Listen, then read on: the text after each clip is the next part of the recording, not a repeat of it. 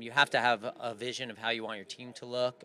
In the salary cap era, you have a certain number of resources that you can allocate, whether it's money or draft picks. And so whenever you do something, you're taking it from somewhere else. I mean, there's no way at the stage we are with our team that we can do something major without it coming from somewhere else. So we have to make all those decisions. But I think to kind of put us in a box and say, hey, we're not going to play, and I'm not saying that you're saying that we're not going to pay because historically we haven't done that. I mean, part of what we do is evolve and look at things and see how things are affecting our team, how things are affecting the league, and seeing our place in that.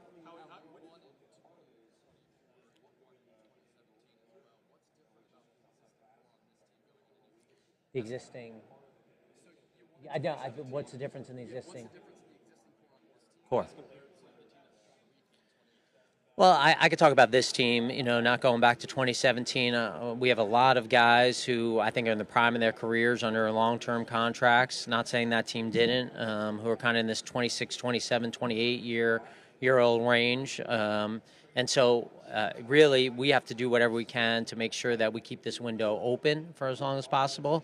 The most important season is this one coming up, 2025, and doing whatever we can to maximize that. But we have to get creative to make sure that we're keeping as many of our good players as we can. I sat up here last year and I said that's going to include playing young players. And I think that's going to be a huge part of what we are going forward because we're fortunate enough to have a lot of good players who are making a lot of money.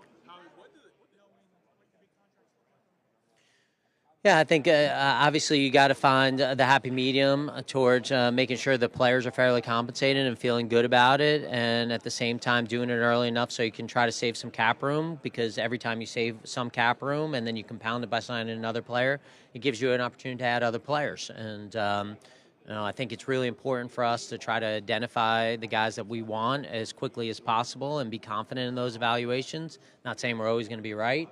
I think doing that allows you to start the proration a little bit early, which saves some cap room. Yeah, I think you're always trying to find competitive advantages. That's something that we're always looking for. I think that you also have to look at the strengths of the class in free agency and the draft and see what the opportunities really are. You can't just make up opportunities, even if you want to be creative. But I think just to be consistent, we have a vision of how the team's going to look, what's really important for us to continue playing at a high level. And, I think it's my job every year to make sure that we have that as a starting point, as a base when we start the off season. And after that, it allows you to get creative. If you don't really have the pillars of your football team, if you don't have those, it doesn't matter how creative you are, it's going to be hard to win. Yeah. How many years have you been doing this? Yeah, I figured. I appreciate that. Yeah, I'm not going to talk about anyone under contract with another team. I think that, you know, one thing that I can promise our fans is that there will not be a player that's available that we won't study, that we won't look at and see if it can help the team.